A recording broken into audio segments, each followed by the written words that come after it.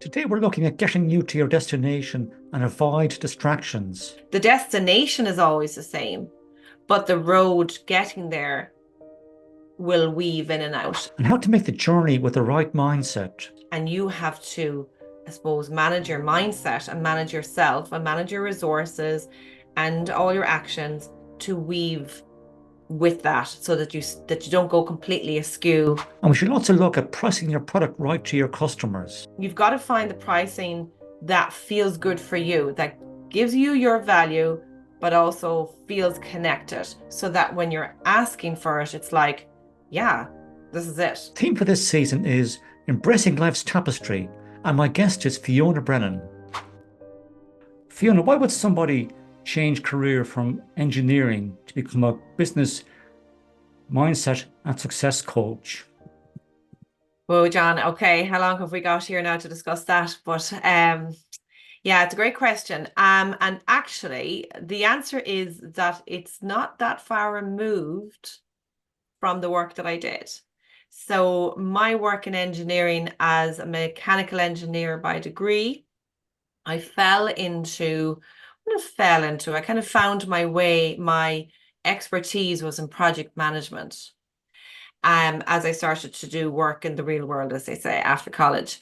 And after years of project management, the the thing that I discovered is most powerful for project management success is the management of the people.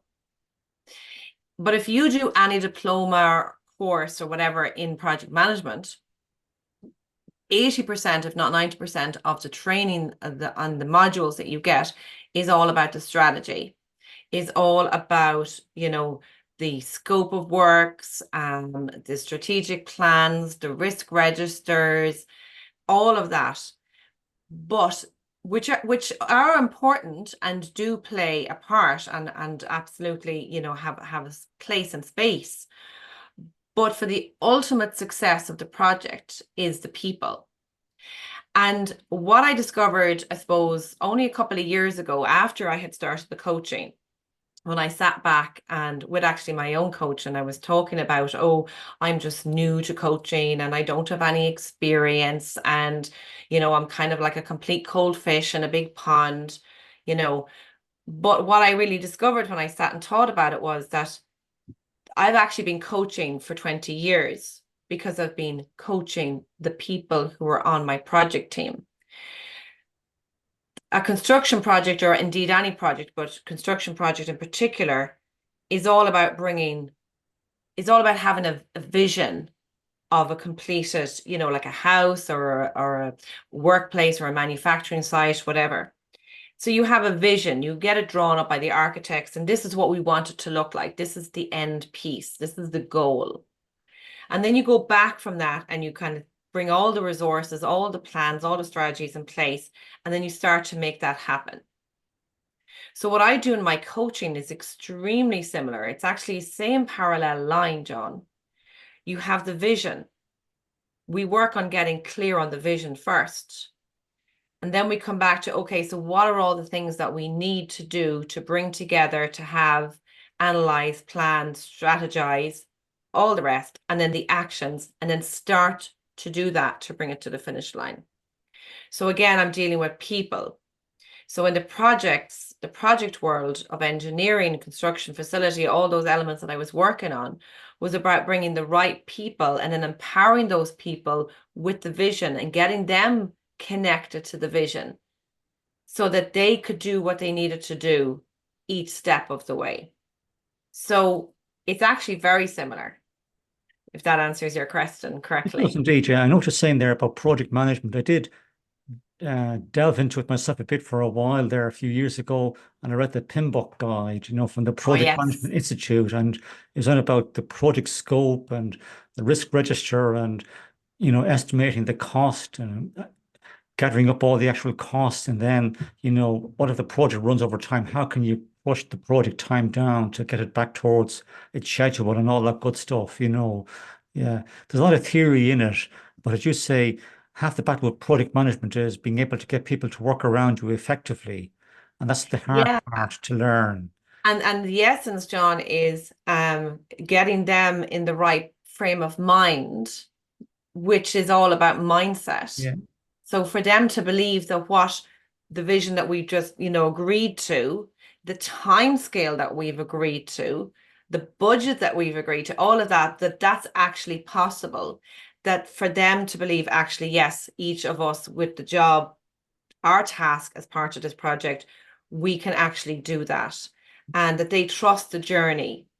That's really the essence of it. Without the people, there's no project. Yeah. Without the people working with you, managing them, coaching them, mentoring.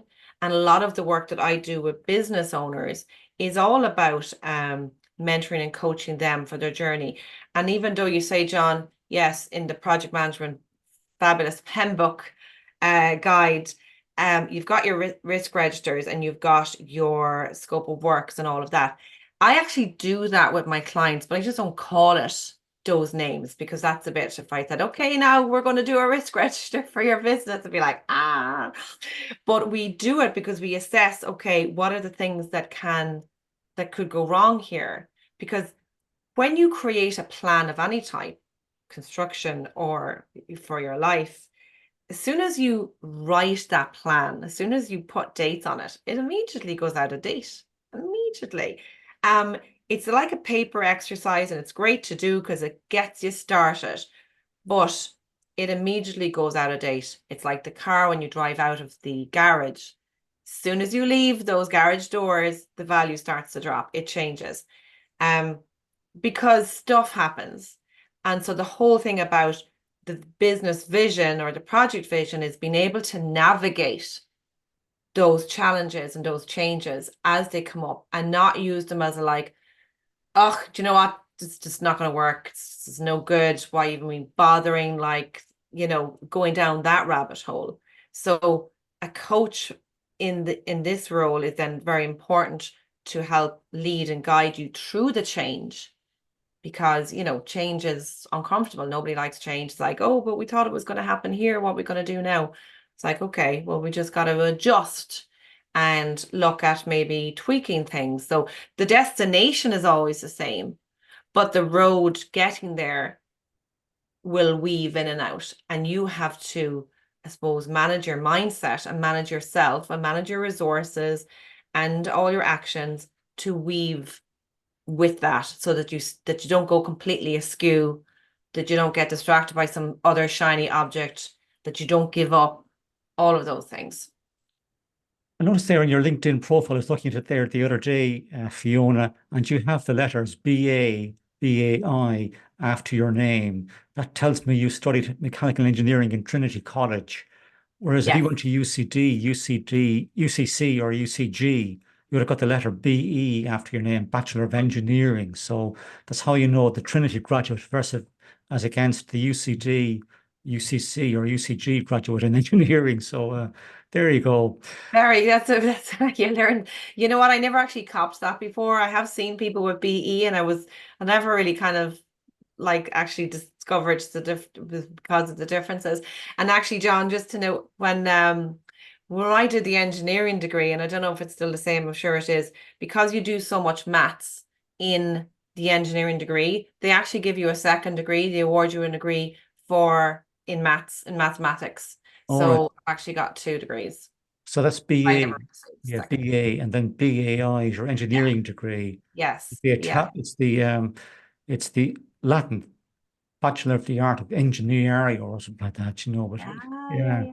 it's the Very good. Latin word for engineering is the starts with the letter I. Yeah. I remember a friend of my brother's telling me that one time many years ago. Yeah, yeah, Yeah. indeed.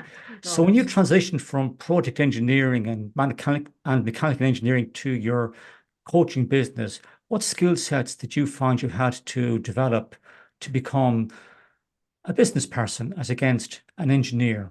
Mm, yeah. So, John, what happened was I had the opportunity to leave my corporate role as a project manager after 16 years.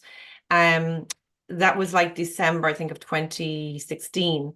And in January 2017, I was like literally pretty much straight away afterwards.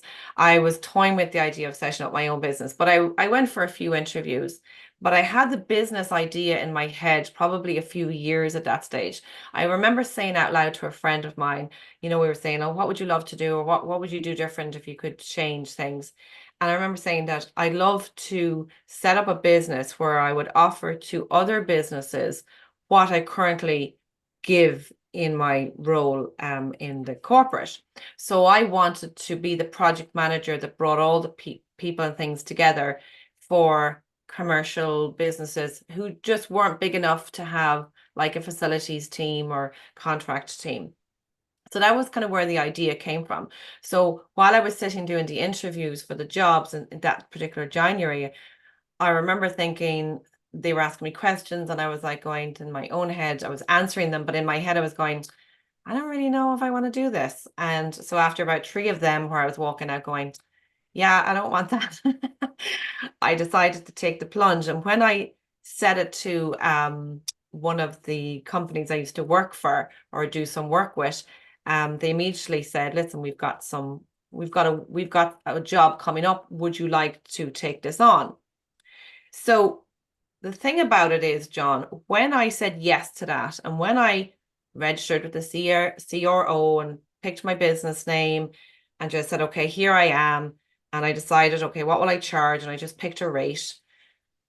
When I went into that first meeting as myself, knowing I could do the job, knowing I was really good at what I did, knowing I could absolutely solve their problem, I was really, really petrified in such a way that I felt really low confidence. And I felt I wasn't good enough. And I felt that, oh my God, why would they hire me? And maybe I should just do this for free as the first one, see how I get on. I completely untrusted myself. So even though technically I knew it, inside I was completely floored. And this continued for quite a while as the months went on and I started doing bits and pieces. I wasn't charging properly. I, was doing a lot of work, I suppose, complimentary, or they're just a friend. I'm just helping them out. Sure, it's all fine. And after, as the months went on, I kind of hit a bit of a wall and realized this isn't working. I can't like make money this way. And I just wasn't feeling really good. So even though technically I brought the skills of how to do the job, the skills I was lacking was the confidence and self-esteem in myself to stand up and say, hey, I'm Fiona Brennan. I've got this project management business. I can basically solve this problem. Here is my rate. And just really like shoulders back, standing tall, declare that. So that was, I suppose, the piece that ended up leading me into coaching to discover and find out the value of me. And that's a real internal piece and personal development piece that comes with being a business owner that I didn't know about at all. John, like I knew, like I went to a start your own business course and got all the list. Here's all the things to do, how to register for VAT, how to do a return online, how to, connect to an IT system, or here's a list of IT providers to ring. All of those action steps, I was able to do them. I knew how to do them. I also knew how to manage people and all of those skills that come with a business. But I didn't know the skill of me at all. Yeah. So And the I question I think have the for you there, piece, Fiona, is, you had been a long time working as a project engineer. You had built up a lot of experience in that sector over the years you were working yeah, in it. And then you moved out into the world of self-employment and you went on to start your own business course. Why do you believe you lacked confidence in your own ability at the time to be able to stand your ground and hold your value and keep, to be able to charge what you believe you were worth? What was the reason why within yourself you felt you had to drop that price to accommodate other people? Were you just too yeah, nice a it's person, too soft? What was the reason? yeah, like I guess I've always been I suppose like going back years and years, I would have always been a quiet enough person. When I get to know people, I become more open. And when I was in the corporate company for, say, 16 years, initially I would have been quite shy and timid. But as I started to work in the job and start to get to know people, and you've all, when you're doing big projects, as the projects got bigger and bigger and you're into the millions and you're responsible for like lots of millions of dollars worth of value of equipment and expansion and all of that investment. um it's not just you though. The difference, John, it's not just me. I always had the name of the business, the company, the corporate name behind me. So I was able to go in knowing I had the backing. Now, I never really thought of this at the time, right? This only kind of came on. I only figured all this out afterwards when I started to kind of go in and delve into it. But I realized that even if I went in big meetings and they were like big guns from all over the place, um, I was Fiona from the corporate company. I wasn't just Fiona. So if I did mess up a little bit or got things wrong or made some wrong decisions, it wasn't really on my back. Now I wouldn't have got a great review. I probably, might have got like a little bit of a ticking for it, but it still wasn't on my back. I could still close the book at 5 p.m. and go home and, forget about it. Look, that's just the job. But when it's your business, it is you. There's no backing. You are the backing. So you have to become the backing. You have to embody that for all that world, the CEO role, because there's no manager behind you. There's no director, there's no CEO gonna pull you out and say, listen, it's fine, Fiona, we'll sort it.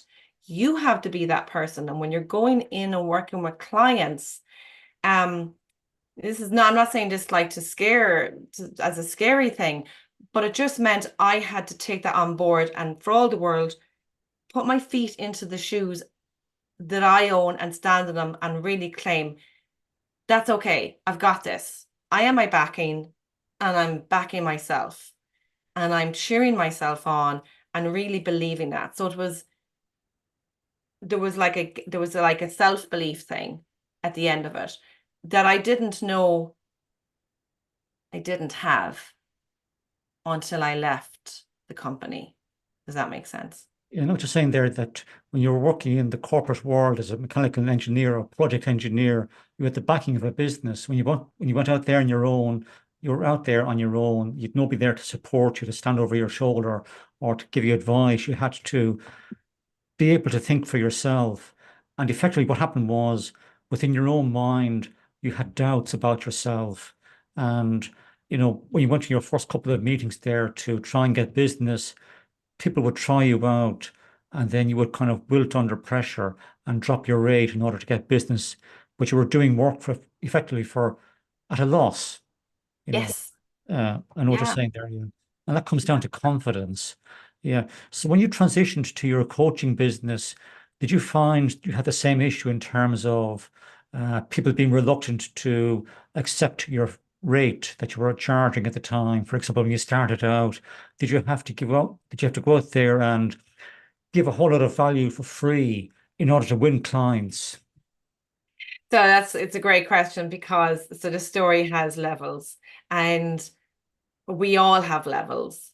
And even when you become the business owner and you start off, you think, yeah, this is great, I've got it. And then you go to another level, it repeats. And you go to another level, it repeats. It's like, I know I'm sidetracking here now, John. I'm going to come back to the question, but I remember talking to a colleague of mine, a coaching colleague, um, and she's working with business owners that are like, in the millions, like 7-figure, 8-figure business owners. And I was saying to her, like, oh my God, how do you sit in front of a person like that? Like, what do you take them through? And she was like, Fiona, it's the same stuff that a 4-figure business owner, 5-figure business owner, um, issues as an 8-figure business owner. It's scaled, but it's the same stuff. So just as an aside. So let's come back to me. I am the struggling project manager's business because I haven't valued myself and I hit the wall. And what I do one day, I'm sitting at the kitchen table. It was actually it was summertime, and the kids were off school. I was stressed out to the hilt because I'd said yes to loads of things. I wasn't getting paid properly. I wasn't managing my time properly, even though I'm a project manager. Um, I didn't know how to do this whole flexibility thing really well because I thought, oh my God, I've got to be on tap 24/7. It's my business. And it just really was going in the wrong direction. And I was sitting at the kitchen table and kids were in the other rooms and I think they were screaming. They were like, Mom, come do this or can we do this? And I remember thinking, oh my God, this is not what I signed up for. I thought when I started my business, I'd be able to have all this time with the kids in the summer. We'd be able to do things. I could take, the afternoons, whatever. It wasn't working out and I wasn't getting paid and I was completely stressed. So I sat and I Googled something. I cannot remember what I Googled. I probably thought, please help me how to manage my time or please help me figure this out. I don't know what I Googled. And within seconds of me doing that, I had basically a coaching program in front of me. And the text in the coaching program landing page basically was all about belief in yourself and transforming yourself and being able to stand in your shoes. Maybe didn't say those words, but basically really taking your confidence and your life to a whole other level. So I knew this was something I needed to do for myself.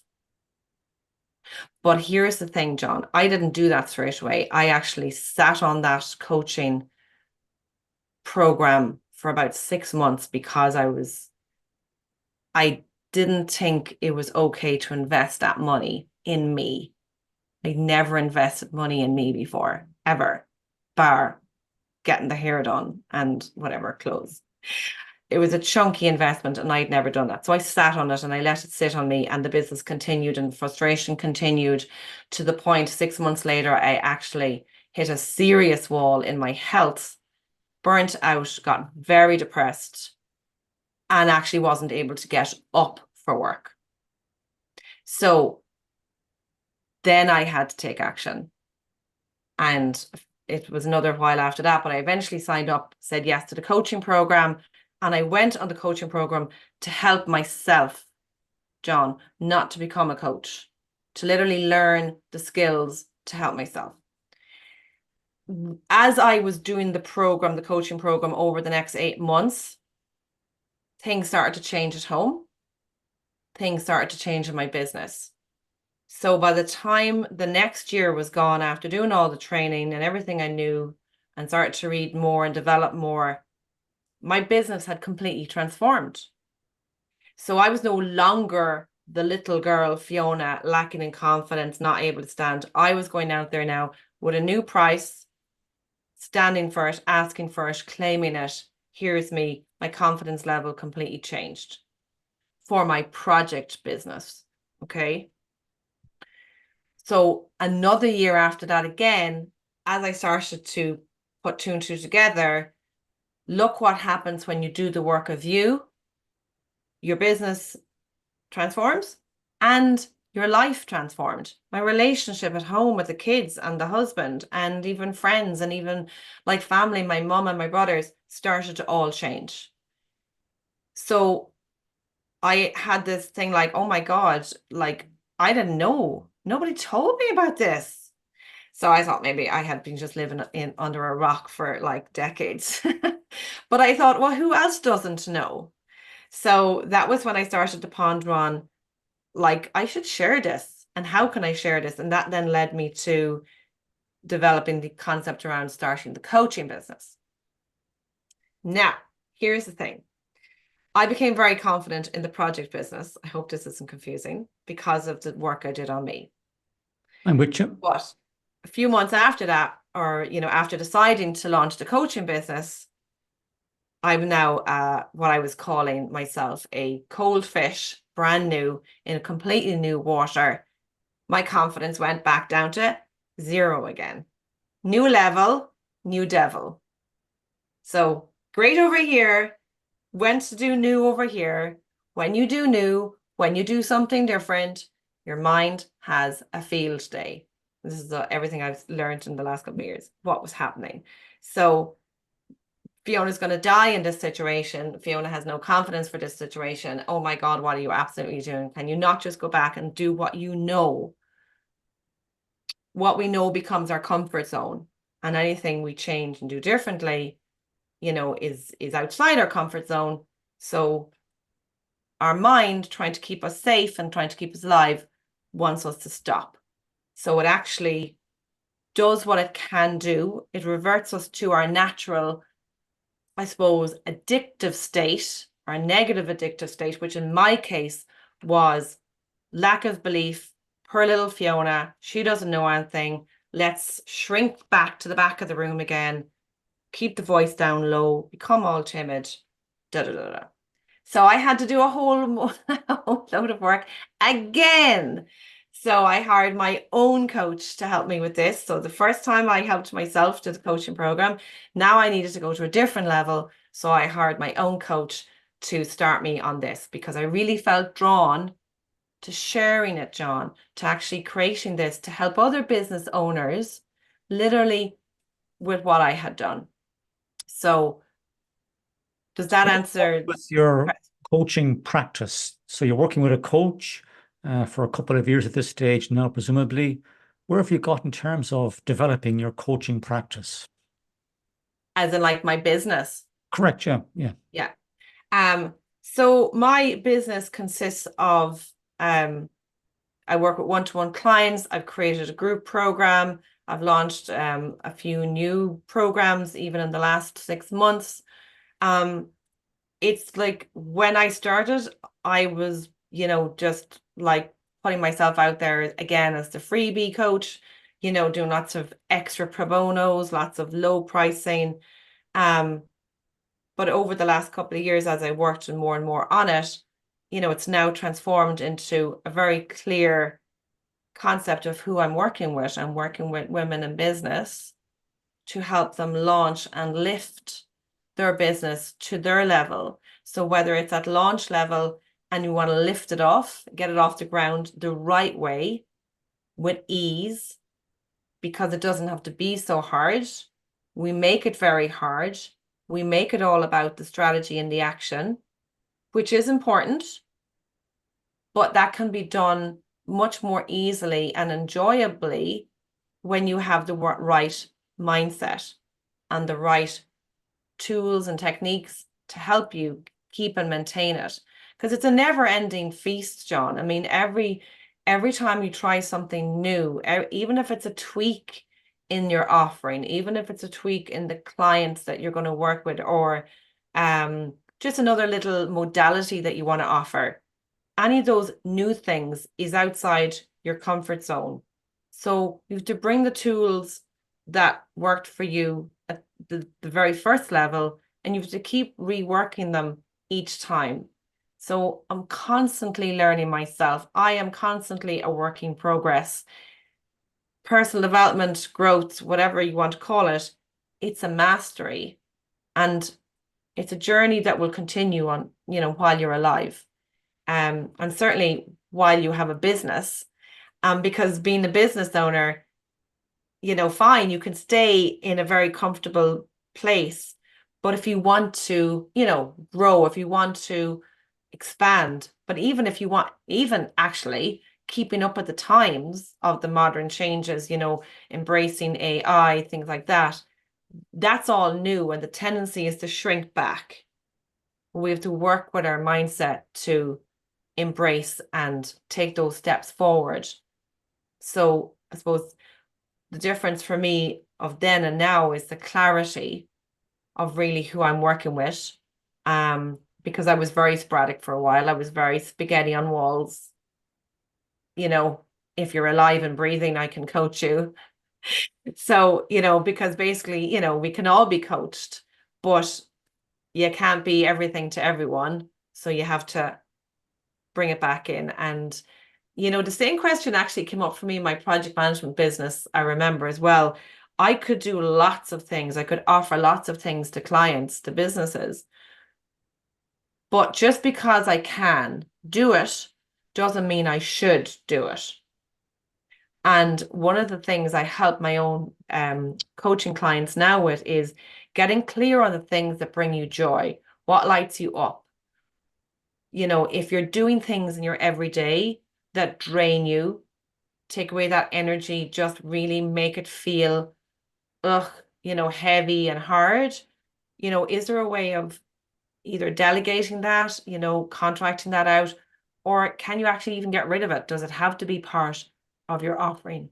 And that can be a tough thing to do, tough decision to make, because we feel that, oh, but I can do that, or I should keep it in. And you kind of feel like you're letting things go. And we want to keep our arms around everything. But a lot of the times, if we can get let go a lot more and just keep it light, it's more powerful. I think what you're saying there, Fiona, in terms of just because you can do it doesn't mean you should do it. What you're saying there effectively is there's no point doing work with clients that's not going to derive value for you in the client's mind, and therefore you're charging a low fee for transactional work. What you really have to concentrate on there is where can you bring the most value for your clients? And when you have that sorted out and you have your niche offering defined, then you can increase your fees to your clients because they see real value in the service you're providing. And I think that's a Yes. big struggle for a lot of coaches, is actually getting to that point in time. And it doesn't happen overnight. And interestingly enough, I had a conversation with a person called Nell Sherwood there recently, and she's been in business for over 10 years at this stage. And Mel's business is helping uh, businesses that want to pitch for funding, to coaches them in terms of their presentation skills to get ready for that pitch. And she was telling me there recently that she tendered for two contracts and she wasn't successful in either tender. In one case, the person said you tendered too much a price. In the other situation, the person said you didn't charge enough. So there's always going to be these issues in business where, do people see value in your offering? Are you charging enough? Are you charging too much? That's always going to be an ongoing struggle. And I think what you have to get in your mind, Fiona, is that you can go out there and hold your value. That's really important for any coach to be clear in their own mind. What is my value? And then I can go out there and convey that to potential prospects confidently. That's the point I'm trying to make here. Yeah, yeah, no, and that is right, and it works for both the coaches and I've seen it in the project management business as well. Once you claim that, and once it resonates with you as well, once you feel good about the pricing, because if it's too low, you're going to resent it anyway, and it's not going to feel, you're going to feel like, oh, I'm giving all these hours and I'm really not getting paid. So it's got that bad energy anyway. Then, if somebody tells you, oh, you should be charging a lot more, double, triple, or quadruple your pricing, but if that feels too much, if that feels disconnected from you as well, there's an extreme. So you've got to find the pricing that feels good for you, that gives you your value, but also feels connected, so that when you're asking for it, it's like, yeah, this is it. And it's just not up for discussion, because you've spent the time, you've actually just sat and given it some decent thought, and it does deserve the time to really, work it out. And then, John, the secret is sticking to it. Yeah. How do you cope when you go to a network event, for example? Are you shy? Are you easily intimidated at a networking event? Or do you go into that room and give yourself a shakedown and say, yes, I'm here? It's progressed over time, John. I did go in. I remember the very first one I went into, and actually, I was 2 years in business before I even knew networking was a thing. And it wasn't until I said to my friend I was thinking of launching the coaching business that she said, "Oh, you know what? There's a thing happening here in a few weeks. Why don't you come along?" And I remember walking into that room and seeing all these women. It was a women in business network meeting with the Leo, and I remember thinking, "Oh my God." Like, everybody knows each other. Everybody knows what they're doing. I don't know what I'm doing here. Oh, jeepers. So from that very daunting, not knowing like what to say or barely say her name, to yes, I am a lot more confident than I was. I have probably work still to do. I still always feel that initial pinch when I walk through the doors of, oh God, you know. But I'm like miles better than I used to be. And what has helped is getting clear on who I am and what I do and how I help. So that helps because when you're clear, then you can clearly say it to others. And it's more powerful. So that's I suppose the journey I've been on. And yes, I can absolutely still lots of room for improvement. As I said, John, it is an absolute journey of mastery all the time. But yeah. You have a maths and engineering background, so you have a strong logical mindset. I would say in coaching, it's about being able to engage people at an emotional level. Do you find yourself under pressure, kind of drifting back towards that logical mindset away from your more emotional mindset? Yes, but this was probably one of the biggest things that I had to work on when I was studying coaching and when I was doing the coaching practices and all of that. And definitely in the beginning. Um, because like literally I am the action taker myself and I am the action planner. So I've had to do a lot of work even for myself to get emotionally connected to myself. And then, be there for the clients emotionally.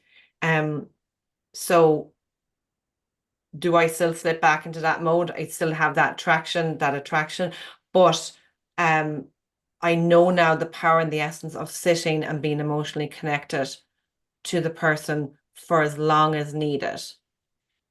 Within reason, because I do think we all still need, there are times when it's like, okay, little piece of action is needed here to move forward. Because, the best thing that you can do for your belief is to practice. And the practice in a lot of cases is take that piece of action. So breaking down the actions into very manageable steps that connect to what that particular client needs is the biggest thing that will help them with their emotionals and confidence level, if that makes sense. So have you done coaching certificates through EMCC, that's the European Mentoring and Coaching Council, or the ICF, that's the International Coaching Federation? Have you joined either of those bodies? Yeah, so it's been through the ICF, through Positive Success Group was the actual initial training company that are accredited with the ICF. So that's who it's with. I haven't done the other European one that you've just referred to there. Okay, good stuff. What Yeah. inspires you most to be successful in life? What inspires me most? God, I think actually I inspire myself a lot. John, I came from um an entrepreneurial background. My dad owned his own public house for decades. And as a child, I think I was possibly 10 when I pulled my first pint of Guinness. Once I was able to see over the counter, once I was able to even reach the counter, I was given the job at the weekends. So I spent a lot of my youth talking to customers. And actually, this is probably where I developed my people's skills, listening and communicating, because in I suppose in them days, the olden days, it was a daytime pub. A lot of it was very male dominated. They would come in for their few pints. The wives would come in with them. They go shopping. The husbands would come in and sit and have a couple of drinks, and they'd be chatting, and they loved the chat. They'd share like, oh my goodness, yeah, they'd share stuff. And then, they just wanted someone to listen and maybe have a little bit of banter back and forth or whatever. So my dad ran that business, and I suppose I never really took a whole pile of notice of the fact that he was a business owner until I suppose I started to consider becoming one. Um, So I was always inspired by him and his, you know, keeping the business and expanding the business and doing it up and all of the work that he did for that. My mom has been a great inspiration as well because she always wanted me to go as far as I could go. Um, she, I suppose, one girl out of six, so five brothers. And I guess because again, we grew up and lived over the pub, um, she always felt like, listen, go get your education and go off because you could get, you could get a lifelong job here if you hang around too often. So actually, she pushed me to go to boarding school. So I was, I suppose, left home when I was 12 in boarding school and became very independent. So her plan actually worked. She wanted me to be as independent as possible, make my own choices, and literally she set me off on that train. And from there, I wanted to go and get a degree. From there, I wanted to travel. I did Australia. From there, I wanted to get a good job. And just every time, I always had something I wanted to do. So it's just kind of come from that. I suppose the achiever in me has been its own kind of self-fulfilling inspiration for success. And I just connect into things that I want to do. So, I have a dream to talk on the TEDx stage, and I have a dream to be, a speaker. And these are all things I set these like little success goals for myself. I get excited by them. They energize me. It's like, okay, what can I do next? What else is there that I can sink my teeth into it while I'm here living and, breathing. So, yeah. So you have a coaching business up and running. You're working with a coach to develop that business. You're part of the ICF, that's the International Coaching Federation. You have a coaching qualification. What's next for Fiona Brennan? What's next, John? Well, I get expanding that, really developing, knuckling down and developing that business into where it, I suppose, where I would like it to go. Just really, getting that foundation as strong as possible and then expanding on it. But like even as I said, just taking it to the role where I can start to mentor and inspire others through, maybe being on stage. I have a desire to write a book as well. I have the topic for the book. I just need to go and project manage myself on that and get that written. Um, but yeah, just building more of it and doing those little things as said. Maybe even start my own podcast, John, and you can come on and chat with me. Very good. If you were to try and turn one personal weakness into a strength in the next 12 months, what would that be? Oh God. Um, just really, I'd say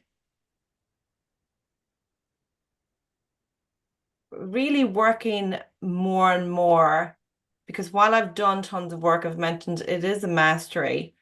Really embedding that belief and confidence myself, in particular with regards to speaking, in particular with regards to sharing my story, believing that the inspiration, the material is there that people that will inspire others. So I think just really locking into that next level of belief. I've done it for myself and my clients, but to go take that step further to bigger audiences is again that other level devil that I mentioned. So working on that, I think for the next 12 months is actually what I'm doing right now, John. One final question for you, Fiona. If you were given the opportunity to have one single request granted to you without question, what would that be? One single request to do with me or anything at all. Anything at all. Genie in a bottle. Um, I would love to request, please, universe, you're listening, my beautiful cottage by the sea.